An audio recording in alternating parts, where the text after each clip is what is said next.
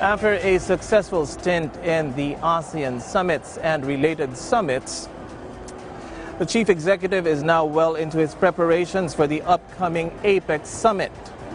But before doing so, the president underwent a COVID-19 test and encouraged members of the Philippine delegation to follow suit after the Prime Minister of Cambodia tested positive for the global menace.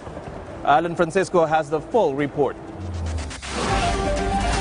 President Ferdinand R. Marcos Jr. has undergone COVID-19 testing as part of health protocols at the Asia-Pacific Economic Cooperation or APEC summit in Bangkok, Thailand. According to the Office of the Press Secretary, the president also instructed the official delegation to Cambodia to also be tested. OPS-OIC Undersecretary Cheloy Garofil said the president also sent his wishes of a speedy recovery to Cambodian Prime Minister Hun Sen. This morning, Prime Minister Hun Sen confirmed that he has tested positive for COVID-19. President Marcos is headed to Thailand tomorrow to attend the APEC summit from November 16 to November 19.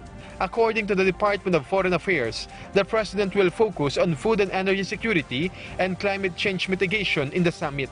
Yun ang mga plano namin dahil sa sitwasyon ngayon, sa mundo ngayon, hindi natin kaya, kahit sinong bansa, kahit Amerika, kahit Russia, kahit China, yung mga malalaki, kahit sila, hindi nila kayang labanan at gawan ng paraan itong mga problemang hinaharap natin na nag-iisa.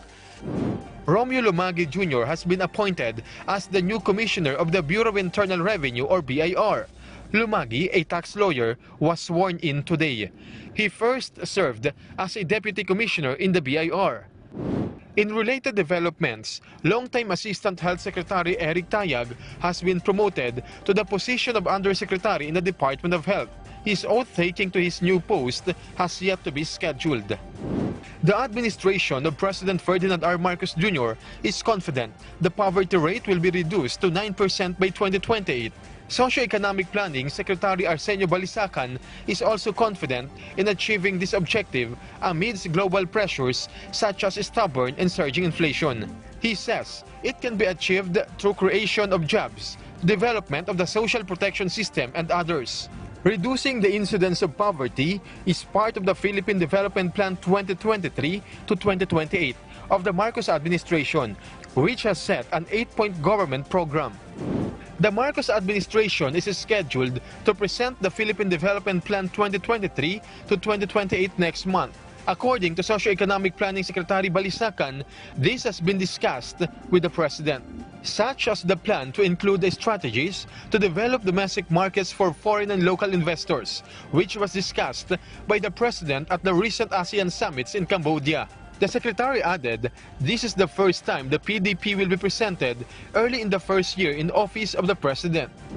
The Marcos administration's commitment to put mechanisms and measures in place aimed at improving the peace and order environment in the country, particularly in eliminating illegal drugs and heinous crimes. According to the Office of the Press Secretary, a clear proof of this are the successful initiatives taken by law enforcement agencies. The administration assures the advancement and protection of human rights in the country during its first months in power and service to the people. According to the Office of the Press Secretary, one apparent accomplishment is a speedy investigation in the case of Percy Lapid's killing. Some police officers have either been suspended, demoted, or summarily dismissed from the service following internal affairs probes on acts of police abuse and corruption. Alan Francisco for The Nation.